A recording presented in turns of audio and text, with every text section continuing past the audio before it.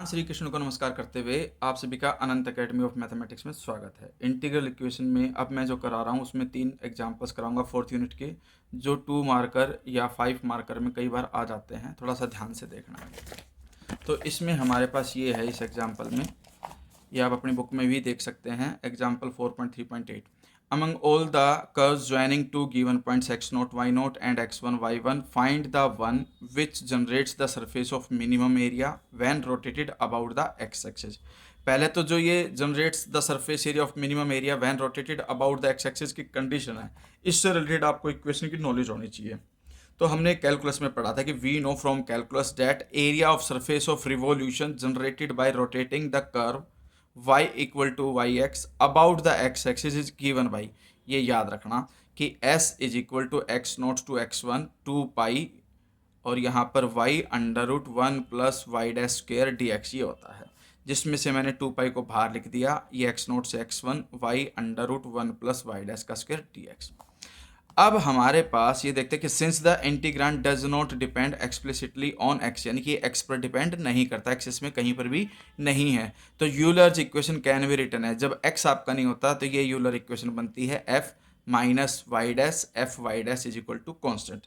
अब इसमें कैसे लिखा गया वो देखिए, ये तो हो गया एफ, ये पूरा एज इट इज लिख दिया, माइनस में एफ वाई डैश को वाई डैश से मल्टीप्लाई करके लिखा है।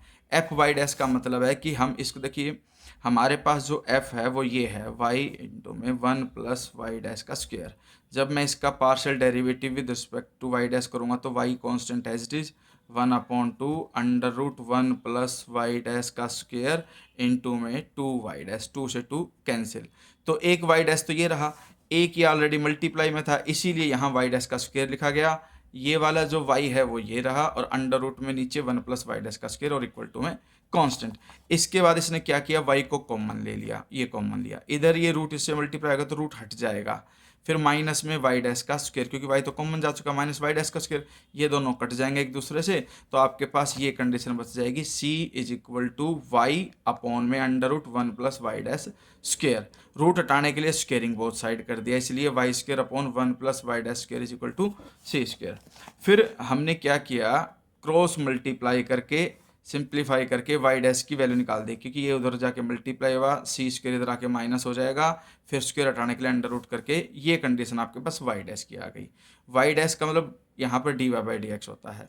फिर इन्होंने वेरिएबल सेपरेबल किया, ये सी डी वाई के साथ मल्टीप्लाई हुआ, अपॉन में अंडर रूट की वैल्यू होगी इक्वल टू में डी एक्स, तो डी एक्स की वैल्यू आ गई c d y upon under root Y square minus में सी स्क्वेयर।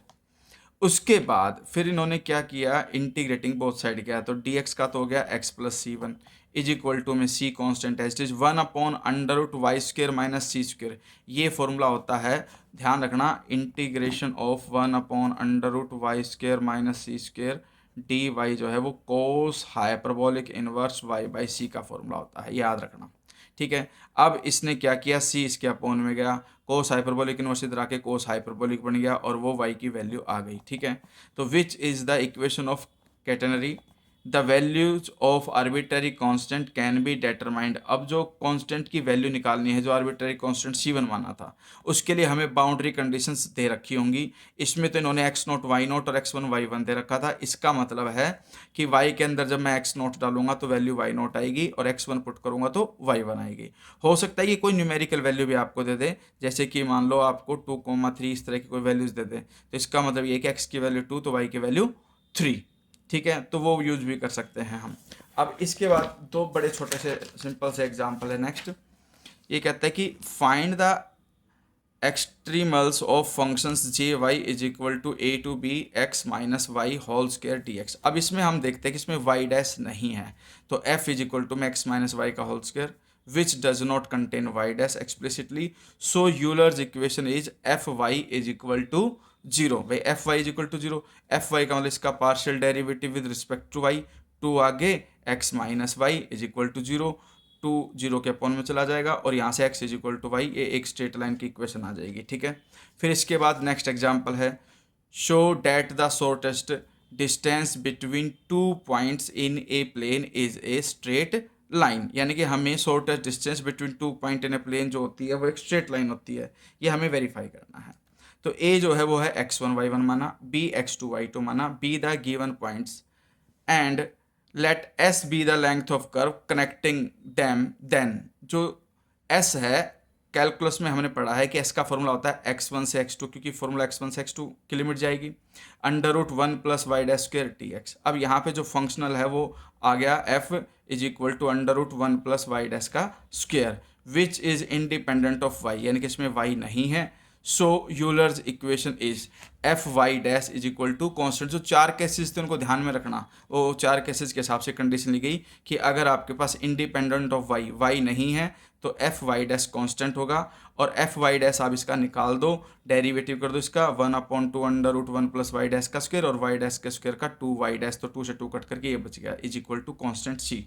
अब यहाँ से इसने क्या किया कि भाई ये जो आपका उधर जाके मल्टीप्लाई हुआ, रूट हटाने के लिए स्क्वेयरिंग बोथ साइड कर दिया, फिर वाई डैश स्क्वेयर की जहाँ जहाँ कंडीशंस हैं वो सब कलेक्ट की। ये थोड़ा सा आपको देखना पड़ेगा कि किस तरह से इन्होंने बनाया है। ये मैं आपका सोल्व करके दिखा देता हूँ कि भाई देखो Y dash is equal to C √1 plus Y dash square, squaring both side, तो Y dash square C square bracket में 1 प्लस वाई डैश स्क्वेयर, ये वाई डैश स्क्वेयर फिर C square plus C square Y dash square.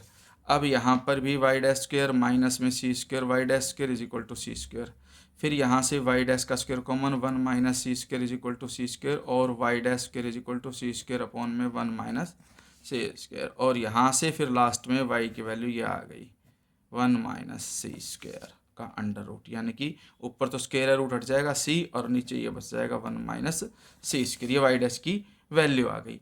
अब Y dash की value आने के बाद हम क्या करेंगे, इसका इंटीग्रल, यानी कि एक पूरी एक कांस्टेंट वैल्यू है तो इसको मैं क्या मान सकता हूँ m। अब आपके पास D Y by D X is equal to M, फिर Y D Y is equal to D X, integrating both side, Y is equal to, ध्यान रखना ये m था तो m डी एक्स होगा, इंटीग्रेटिंग बोथ साइड करोगे तो y और ये mx, और प्लस में एक कांस्टेंट c1 ले सकते हो which is a straight line.